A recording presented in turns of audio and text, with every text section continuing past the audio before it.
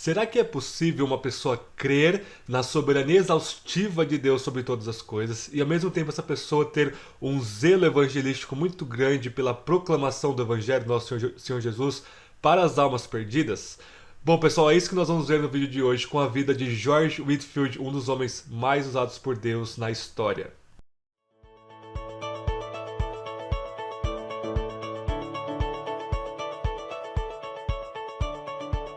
Bom, pessoal, nós estamos nessa série aqui de resenhas sobre essa minissérie de livros aqui chamada Um Perfil de Homens Piedosos, da editora Fiel. Hoje nós vamos ver sobre esse livrinho do George Whitefield, O Zelo Evangelístico de George Whitefield, escrito por Steve Lawson. Ok? Então nós vamos ver quem foi George Whitefield, foi um dos maiores evangelistas, pregadores ao ar livre da história. E eu também quero recomendar esse livro da peça, eu não sei se está à disposição ainda, mas se tiver eu vou deixar o link desses dois livros aqui embaixo para vocês adquirirem, ok? Do Arnold Dellimore, George Whitefield, evangelista do avivamento do século XVIII, ok? Então, capa dura, é um livro que você não tem como não ler e não chorar, ok? Você vai ler, você vai se quebrantar, cair em lágrimas e isso vai mudar a sua vida, edificar a sua vida daqui para a eternidade, ok? É um livro sensacional e esse livro do Lawson também, ele traz o que esse traz de biografia, esse aqui vai trazer uma biografia mais aplicada a nossas vidas, ok? Então, quem foi George Whitefield? Ele nasceu no dia 16 de dezembro de 1714, então começo ali do século XVIII, tudo bem? Ele vem de uma família pobre, ele sempre tinha um dom ali, desde cedo, para teatro. Então para estudar teatro, se eu não me engano, em Oxford, ele não tinha dinheiro nem para pagar a matrícula dele. Ele se inscreveu como um servo, um aluno servo, que era o nível mais baixo de aluno. Em outras palavras, praticamente, ele tinha que fazer serviços ali para conseguir se manter nos estudos naquela universidade. Então, ele precisava acordar os alunos mais cedo, no horário correto que é para acordar, por exemplo. Ele precisava polir o sapato dos alunos, então fazer todo esse serviço mais humilde na época, entre aspas, né? Para ele ter acesso a essa bolsa de estudos lá na universidade. E lá ele conhece os irmãos Wesley, John Wesley, Charles Wesley, e faz parte do clube deles chamado Clube Santo. Mesmo com todo esse serviço, com toda essa humildade, com toda essa disposição, né, pensando aí numa Inglaterra aí do século XVIII, né, um ambiente bem religioso, por assim dizer, ele se sentia cada vez mais longe de Deus e ele literalmente se desgastou até ou ele morrer ou Deus se encontrar com ele.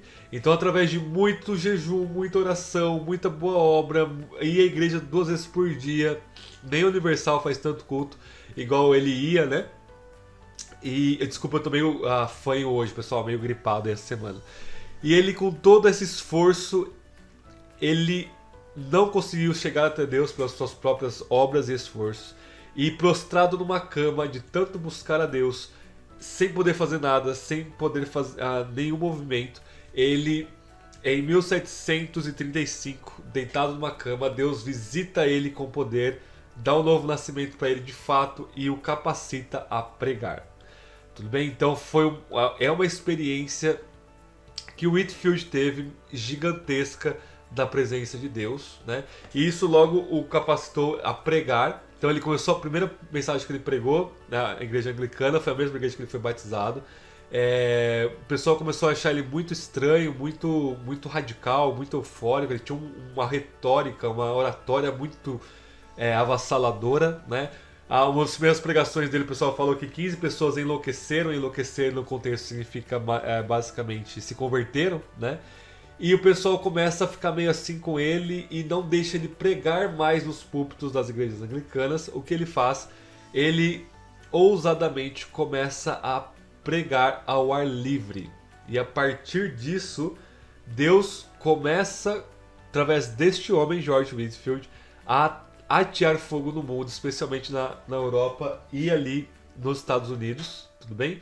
E é muito interessante porque ele começa a pregar ao ar livre, ele começa a ir até onde está o povo, nas minas de carvão, no campo, nos vilarejos, e centenas e centenas de pessoas começam a ouvi-lo, até que de repente milhares de pessoas vão a cada vez que ele anuncia que iria pregar. Então é muito interessante ler o relato do Lattimore aqui, por exemplo, na biografia do Whitefield, que as pessoas ouviam falar: nossa, amanhã o Whitefield vai pregar na cidade vizinha aqui. Toda aquela cidade vizinha saía para ouvir George Whitefield. Então ele pregou para um número inacreditável de pessoas, assim, ao mesmo tempo. Coisa de entre 40, 50, 60 mil pessoas ouvindo ele ali. Alguns números até, alguns encontros até mais números do que esse, ouvindo Whitefield pregar. Ele foi quem incentivou depois a John Wesley a pregar ao ar livre também, né? Diz a biografia do Lattimore que ele que começou com o metodismo. Então o metodismo inicialmente ele era calvinista, e depois ele permitiu os direitos autorais, entre aspas, aí, para os Wesley, para usar na versão arminiana. Então o metodismo passou pela versão wesleyana para a história, mas foi o Whitefield que começa com isso. E qual que é o ponto aqui disso tudo? Ele morre com 55 anos ali em 1770. O ponto é que o que o Steve Lawson traz nesse livro é o zelo evangelístico de George Whitefield. Qual que é a causa do zelo evangelístico de George Whitefield? É exatamente a sua teologia. Ele era um calvinista. Isso quer dizer que ele acreditava na graça soberana de Deus, que a graça soberana de Deus converte quem ele quer, e quem ele quer são, entre outras palavras, os eleitos que ele mesmo, o próprio Deus triuno, escolheu de antemão, diante da fundação do mundo. E muitos críticos do calvinismo ao longo desses 500 anos aí falaram: como é possível um calvinista ser evangelista? Mas se você olhar os grandes evangelistas desse tempo, a maioria deles eram calvinistas. Okay? É claro que teve muitos arminianos, bons evangelistas, como o próprio John Wesley, de alguma forma tinha lá o seu arminianismo modificado, né, como um wesleyanismo, por assim dizer. Mas tem, por exemplo, enquanto o Whitefield pregava mais na Europa, Jonathan Edwards pregava nos Estados Unidos e era um calvinista, e também trouxe avivamento ali para os Estados Unidos. Você tem Howell Harris, tem outros homens de Deus ali na Escócia, na Holanda, por exemplo, pregando também. Eram todos calvinistas, e dentro dessa herança da tradição reforma protestante, os puritanos, século XVII, isso passa para o século XVIII, nesse grande avivamento, tudo bem? E muitos outros nomes. Se a gente pensar um século depois, século XIX, por exemplo, nós temos vários, William Carey, por exemplo, ou vários missionários que foram calvinistas. Qual que é o ponto? Se Deus não fosse soberano, e aqui está o aprendizado para nós dessa biografia, se Deus não fosse soberano, ia ter muita pouca ou nenhuma motivação para o evangelismo, porque eu posso dar minha vida e ninguém se converter e tudo mais. Mas se eu parto do pressuposto bíblico que Deus está no controle, que Deus é quem salva, o que nós temos é a certeza de que a palavra de Deus não volta vazia, e de que ele vai alcançar seus eleitos até os confins da terra, e que o meio que ele usa para isso, o meio que a soberana graça de Deus estabeleceu para alcançar os seus eleitos, é a pregação do evangelho aos quatro cantos deste mundo, tudo bem? Então, ao conhecer George Whitefield, vocês vão ficar muito mais zelosos na proclamação do evangelho.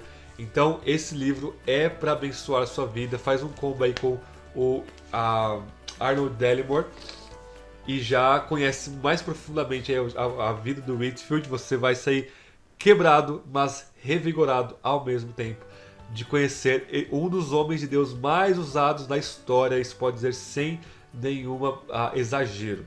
Tá bom? Pessoal, esses livrinhos aqui vocês podem usar na escola bíblica da igreja de vocês, uma série.